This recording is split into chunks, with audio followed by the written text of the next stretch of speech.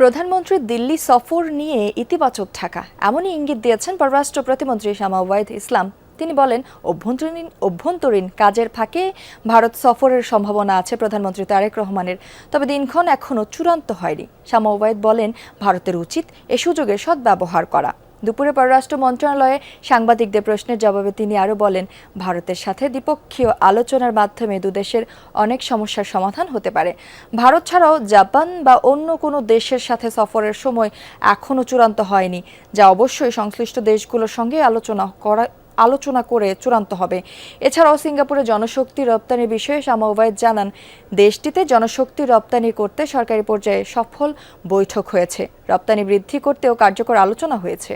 যে কোনো সময়ে যখন দুই দেশের প্রধান কথা বলেন, দ্বিপাক্ষিক আলোচনা হয়, তখন অনেক সমস্যা সমাধানেরই সুযোগ থাকে।